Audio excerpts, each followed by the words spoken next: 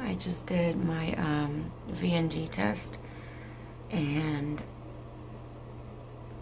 I had to rush out of the room as soon as it was done, as soon as I could stand up, as soon as I could walk, as soon as I could run. I'm in the bathroom right now because I'm very, very nauseous, and I've been having the urge to throw up. So I'm just sitting here, and every time I need to go, I just kind of, you know, put my head to the I just go on the toilet. All right, so I'm incredibly nauseous still. I don't really carry a lot of like candy, so in order for me to not really be very nauseous anymore, I don't really know how long I've been here. It could have been 10 minutes. I'm just like, oh my god, I am so nauseous and dizzy and woozy, and so I'm just gonna sit here in the bathroom and wait until I'm better, because I'm not gonna leave here and possibly fall in the hallway or feel this sick driving home. So I did my one of my tests. I think it's a rotation. I don't know. I just don't remember. So when I get in, I needed to fill out like 4 or 5 pages of just how I am with balance and dizziness and vision. That's what I can remember. It's just different questions, more precise than the next. And so I went in, and in this testing room there's a kind of cylinder shaped chamber, and there's a chair in it, and I didn't even realize that she strapped me in. The tech was just checking up on me because I was really, really sick.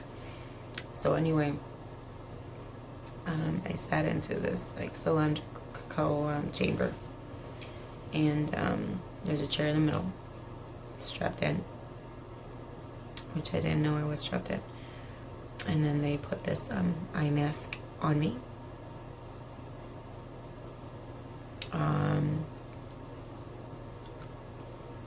You know what? It kind of feels like virtual reality. And there was a few different things. Focus on the red light.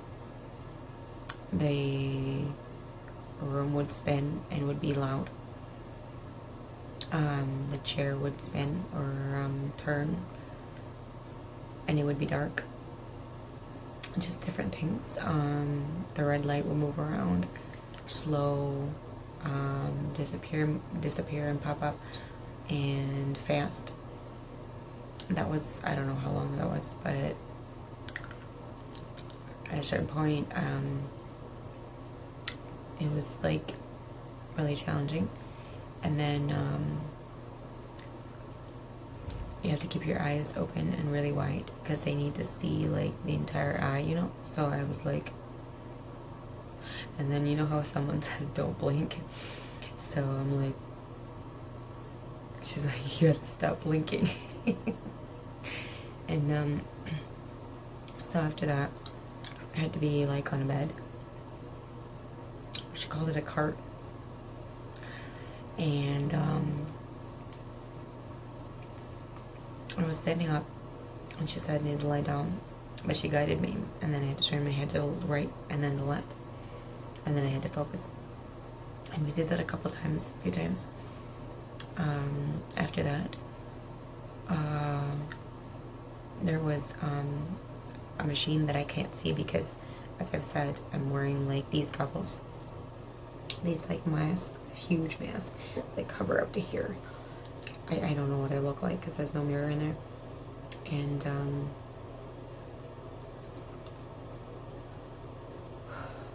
I'm just still really nauseous. And they blow 60 seconds. She says it's gonna be a minute. I'm like, 60 seconds, a minute. She's like, it was cold air and then a little break and then cold air, same duration, and then break, and then hot air, so like 4 different times. The first one was like the best one, but then even after that I was feeling really nauseous. The second one was like, whoa. The third one I was already screaming and freaking out. Like I was screaming and like I was kicking my legs because I was like having a panic attack. The room was spinning so hard and I was getting really cold and nauseous and dizzy at the same time. And like I was just, it was a frenzy for me. And so she's like, all right, we gotta relax a little bit, and you know you can close your eyes. And she put blinders on, so she took those off, and she gave me like a few minutes. I don't know how long, like maybe 5, 10, I don't know. And then she's like, everything okay yet? You know, because we gotta continue, because you know you gotta continue with the process. You can't just, I can't just like everything completely fine and do that. So the fourth one, like I had to get it over with. But like the fourth one, I'm like, all right, I need to get out of here. Like I'm nauseous, I'm dizzy, and I'm still here in the bathroom. I think I've been here for like 10 minutes, and then I'm thinking maybe I should just try to record everything, and for you guys and for me, of course. And I've been here, and I'm stuck in on a candy. To be quite fair, my candy is cough drop, and it's the Sands. So it's like really nice, and it's not like they don't put sugar in there. They just they put brown rice sugar or something like that to sweeten it. So it's not overly sweet. So I'm still really, really, really, really nauseous, and I don't know how to leave here. I'm like hostaging myself in a bathroom because I can't leave. I feel like I'm gonna stand up. When I was feeling like, because I'm not gonna sit in the floor. So when I came in, I sat in the toilet, and then when I would feel really bad, like I would hurl, I would stand up really quick and just open the toilet seat, and the toilet cover or something. I don't remember. And then just I'll just like bleh, like I didn't vomit, but I have the urge to because I'm so nauseous. And so I've been doing that, and then afterwards it kind of subsided a lot. And so I just kind of been sitting here, and then I'm like, I can't really do much. So why not record? You know what? I wish I brought my stand, because if I had my stand, I wouldn't be holding it, and it wouldn't be so shaky. Sorry about that. Sorry guys, but just so as I mentioned before, I had like one donation, and Facebook took a good chunk of it. Thank you for the donor. For my medical bill, I had an outstanding bill today. Or bills, which I did pay for, and I used a little bit of that too. So I would say that was like 10%. The tech's super nice. She came back, she got another patient, she's worried about me because I'm stuck here. She offered like a basin. I'm like, I got the toilet, I think I'm good.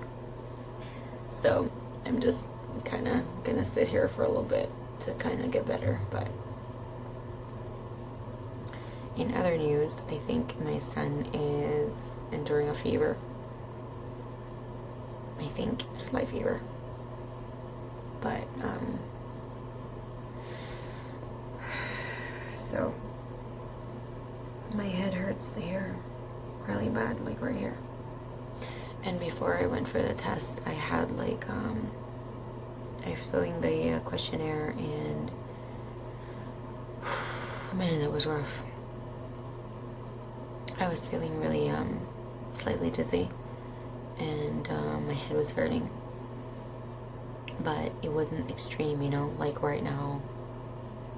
I just still feel like something's stuck here and want to come out, and I still feel really woozy.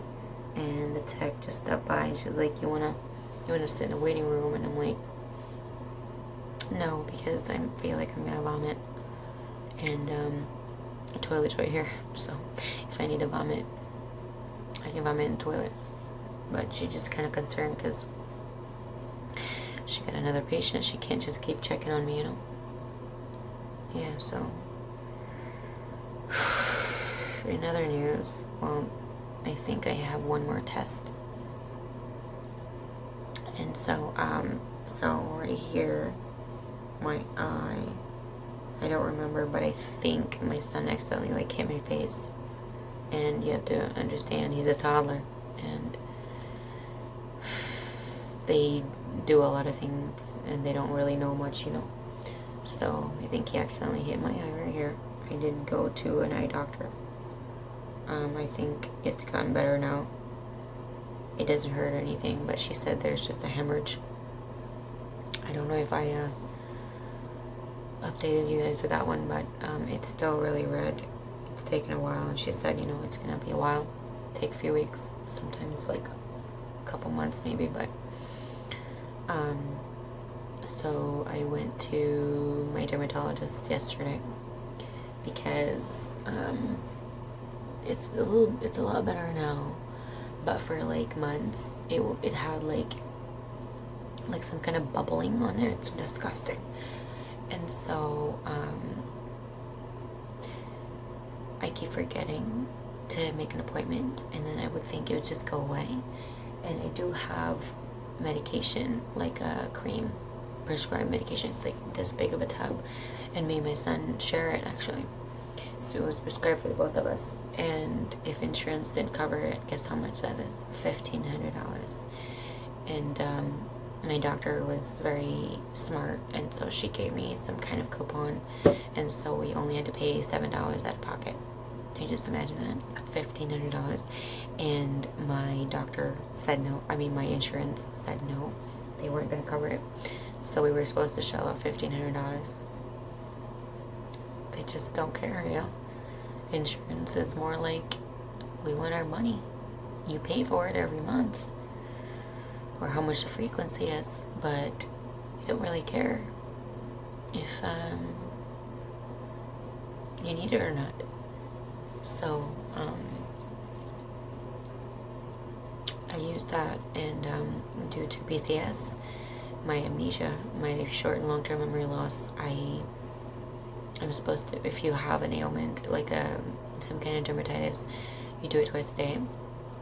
And there were times that I would do it twice a day, and there were times that I would forget. So it wasn't consistent, but I remember she was saying like it should clear up in 2 days, and I did remember an occasion that I would do it three days in a week, and it was still there.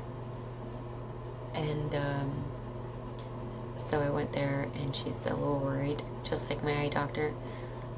So I'm gonna have to see my primary physician to check if everything's okay, because she's worried I might have an autoimmune disease due to the bubbling in my ear, and it took a while to get out to like just go away. So it just kind of feels like everything's falling apart, and I feel like it's a domino effect with PCS. I mean, I started having anxiety and depression due to PCS.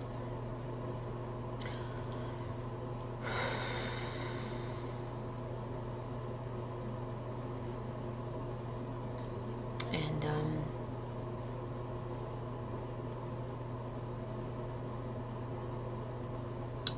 what I know I need is like something extreme, like extremely salty, extremely tart or sour, or extremely sweet to suck on.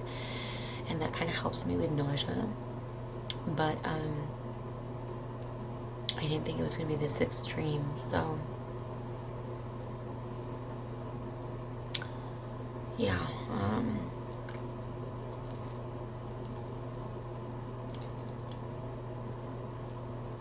Yeah, my candy still, or my cough drop is still with me.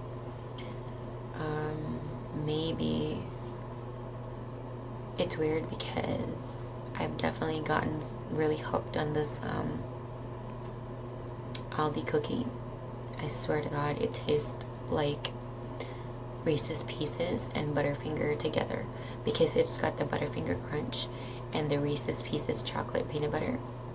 So it's basically, I'm already salivating just talking about it. Basically, it's let's just say this is a layer of peanut butter and then a chocolate cookie, like drool in my mouth, salivating, dark, like it's so chocolatey and crunchy, and then it's covered in real chocolate. And so like when you hold it, you know how the way you can tell if chocolate is real and it doesn't have like a lot of waxy stuff like a lot of American chocolate is if you touch it and it starts to melt. If it just sits there, it's because it's really like a lot of nutty stuff they put in there. That's basically not even chocolate anymore, but they sell it as chocolate. That's why it's cheap. But if it really is authentic chocolate and they don't really add like a lot of additives to keep it whole or not melt, that's really good chocolate. And so when I would hold it in, I have to shove the whole cookie in my mouth, because if I do like bites, I feel like it's starting to melt and I don't want like chocolate stains on my hand. But I wish I brought that with me, because oh my God, I had 2 of them yesterday, and I swear to God, it was just like, ugh. I feel like Homer Simpson. It's so good. Like, it's so good. So, so, so, so good. If you love Butterfinger, Reese's Pieces, or how the peanut butter cookies, the Girl Scout cookies used to do, these are like significantly way better. Because I was thinking about it, I was eating it yesterday, and I'm like, it tastes like Reese's Pieces, but it's also kind of like, it's got like a little crunch. It's got crunch to it, and it's got like a little extra oomph. Like it's made, like if you like Reese's Pieces, you eat this, it's like a different level. And then I'm like, oh my God, Butterfinger. If Butterfinger and Reese's Pieces had children, it would be this cookie. It's so good. So good. And then someone in my Aldi groups said that they used to sell the Thin Mints just like the Girl Scouts, and I couldn't find it, so I need to find it. But before they switched companies with the Girl Scouts, my favorite was the lemon cream sandwich cookie and the Thin Mints. And they switched to a different company, and I bought the lemon cookie, and it was disgusting. I bought their Thin Mints, and it was really, really gross. So I just don't buy those anymore. It's really unfortunate, because they used to be like so good, and I used to like buy, like, I kid you not, 10 to 20 boxes, because they only sell it once a year. But now it's like, well, Aldi sells the cookies all year round, so game changer. So anyway, continuing, I got kicked out from the bathroom, and that's why we're here now in my room. So so I was there quite a bit. I would say I was in the bathroom for a little over a half hour. And then the technician kicked me out, because she's like, I have another patient, and she said a lot of different things. I just couldn't register anymore. So I had to sit out about 20 minutes, in the waiting room after because I was very, very nauseous and I was very dizzy.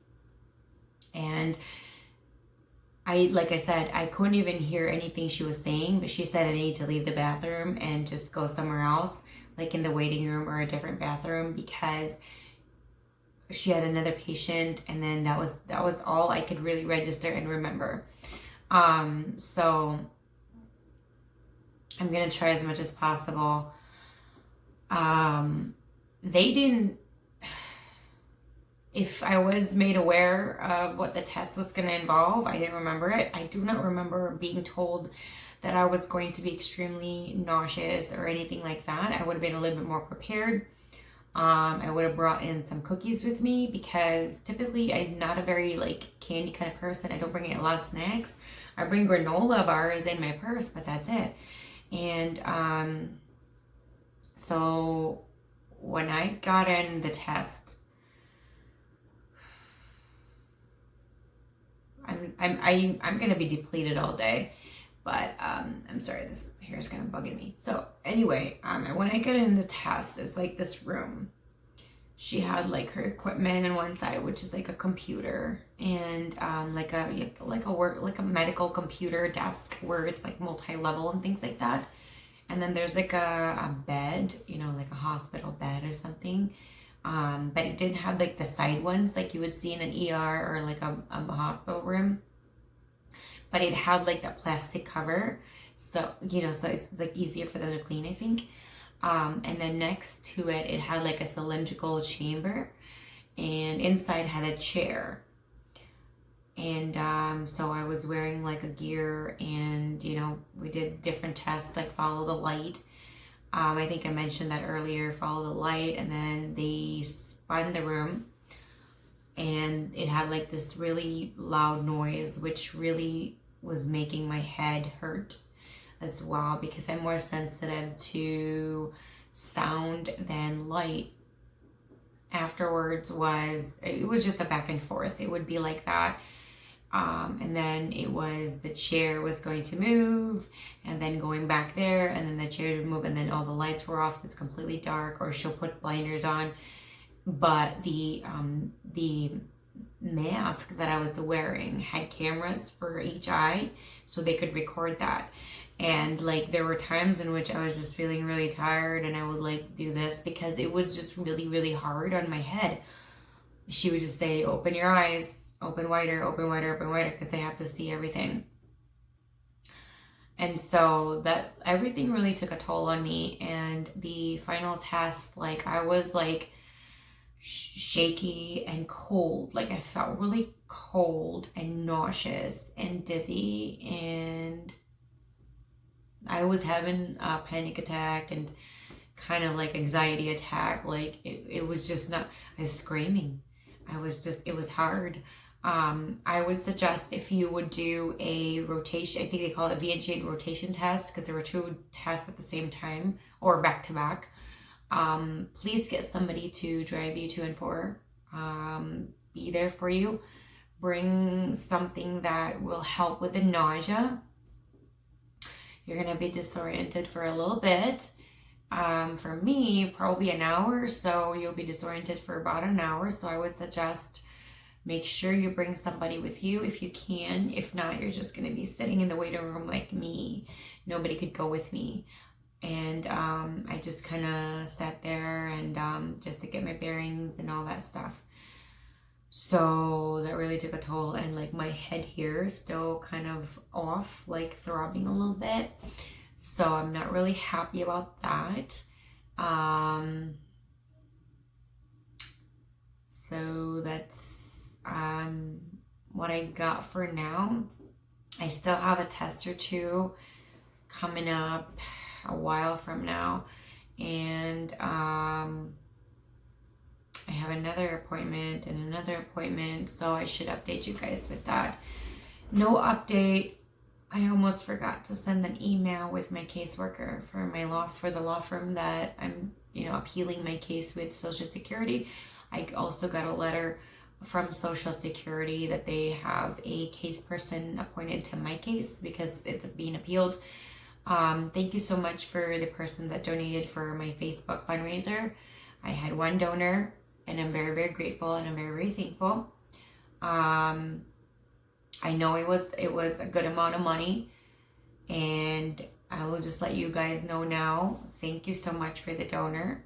It paid 10% of my current bill that I had that I paid today, and I still actually have another bill that I need to pay, but 10%, and then the rest I had to pay for. But for right now, I still have a little bit of funds to spend for my medical bills that we've been really kind of putting away for since the past year. So the more donations I get, obviously the more it's going to pay for my medical bills. I'm still taking fish oil, ginkgo biloba, vitamin B6 and B12, and these are all for my PCS, or post-concussion syndrome, anxiety and depression. It's all tied together, and I'm doing all of that. So thank you so much. There have been people that have been doing prayers for me. Thank you for that as well. There have been people that have been sharing my cause, my fundraisers, my GoFundMe. I have a Facebook fundraiser. I have a GoFundMe, which nobody seems to care about. The Facebook fundraiser, and I don't know if I can link it down below, but if I can, I will. The GoFundMe should be down below. You can connect with me through Facebook, Instagram.